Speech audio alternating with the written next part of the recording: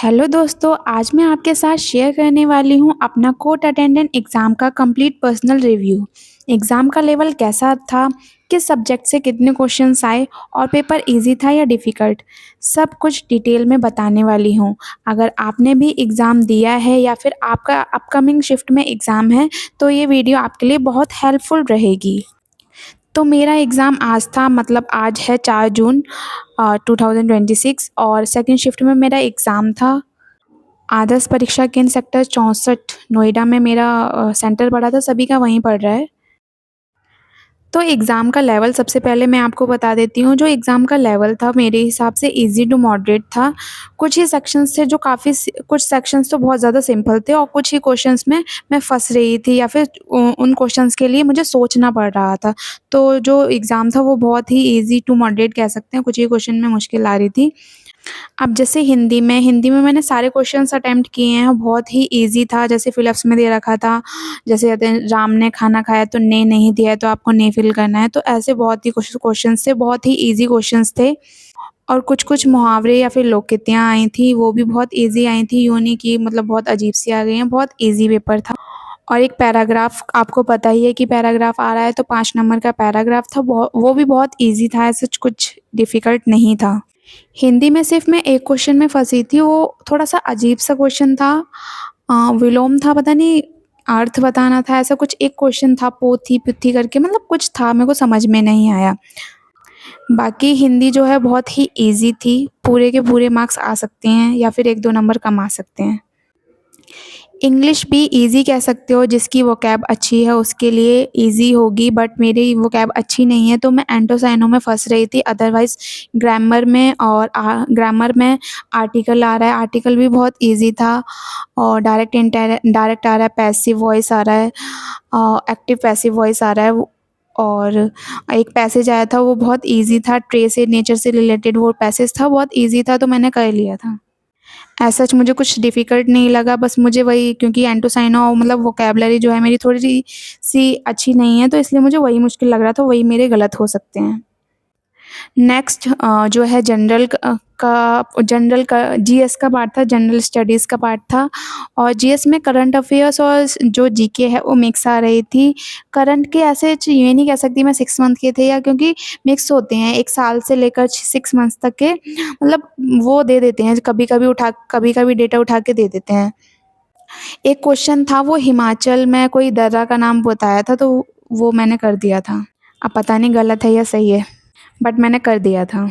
और एक क्वेश्चन था कि चोरी चोरा की घटना के साथ में जो कौन-सा आंदोलन था महात्मा गांधी जी ने रोक दिया था, तो वो था एक क्वेश्चन। ऐसे ही करंट और जीएस का मिलाकर मिक्स क्वेश्चन थे, ज़्यादा ऐसा कुछ नहीं था। अच्छा हाँ, एक क्वेश्चन और था, 1857 की जो क्रांति हुई थी, उसके टाइम पे जो था मुगल का बादशाह कौन था, तो वो बहादुर शाह जफ़र था, तो मैंने वो कर दिया था क्वेश्चन। तो ऐसे ही मिक्स क्वेश्चन आ रहे हैं, ऐसा नहीं है कि एक टॉपिक स्पेसिफिक मैं आपको बता दूँ कि इस टॉपिक को कर लेना। जीएस में क्या है, मिक्स आ रहा है, ऐसा कुछ अलग से नहीं कर सकते हैं आप। क्वांट में क्या आ रहा है, मैथ्स में रेशियो आया था, एवरेज आया था, सिम्प्लीफिकेशन का एक क्वेश्चन था, मेंसुरेशन का भी क्वेश्चन थे।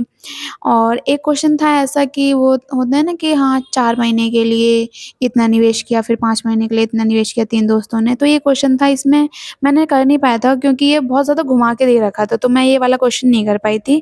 अच्छा, एक क्वेश्चन ऐसा ज़रूर आ रहा है कि एलसीएम, एचसीएफ, मतलब रेशियो दे रखा है 2 नंबर का, उसमें से एलसीएम बता देते हैं तो एचसीएफ निकालना होता है, या फिर एलसीएम बता देते हैं तो एचसीएफ निकालना होता है। मतलब ऐसी एक चीज़ निकालनी होती है, तो वो भी अच्छे से ज़रूर कर लेना। एवरेज ज़रूर आ रहा है, 2-3 क्वेश्चन एवरेज के आ रहे हैं, तो वो बहुत अच्छे से कर लेना आप।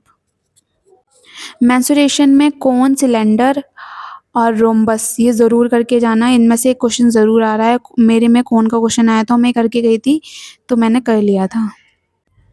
और मैथ्स भी बहुत ज़्यादा ईज़ी थी, ऐसे क्वेश्चन में ज़्यादा नहीं फँसे हैं, एक या क्वेश्चन है जो आपको फँसाने के लिए देते हैं, तो उसमें फँसना नहीं है। और वैसे भी इस एग्ज़ाम में जो है टाइमिंग बहुत ज़्यादा है, तो आप बहुत ईज़िली आराम से क्वेश्चन्स सॉल्व कर सकते हैं मैथ्स के। क्योंकि सेक्शनल टाइमिंग है वैसे तो है नहीं, और जैसे मतलब सेट बंद हो जाते हैं तो मैथ्स जो है लास्ट में दे रखी है, तो बहुत ईज़िली बहुत आराम-आराम से आप कर सकते हैं, टाइम दे-दे के कर सकते हैं। अगर गलत आंसर आ रहा है तो दोबारा से आप उस क्वेश्चन को कर सकते हैं। तो ऐसा कोई प्रॉब्लम नहीं है कि कैलकुलेशन स्पीड आपको ज़्यादा रखनी है, तो ऐसा कुछ नहीं है, बहुत आराम से करना, बहुत अच्छे से पेपर हो जाएगा। तो मैंने लगभग 95 क्वेश्चंस के आसपास अटेम्प्ट किए हैं। एक्यूरेसी को ध्यान में रखकर वैसे तो मैंने ज़्यादा ही क्वेश्चन किए हैं, क्योंकि मेरे जीएस में काफ़ी क्वेश्चन गलत हो सकते हैं, बट मैंने अटेम्प्ट ज़्यादा किए हैं।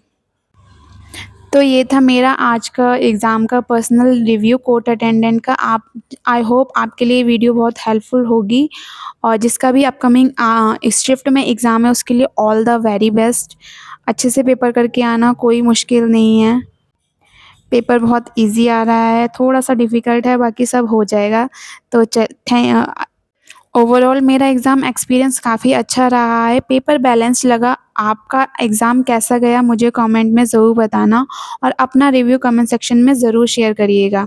अगर वीडियो आपको पसंद आ रही है तो लाइक, शेयर करना और चैनल को सब्सक्राइब करना मत भूलिएगा। तो मिलते हैं नेक्स्ट वीडियो में।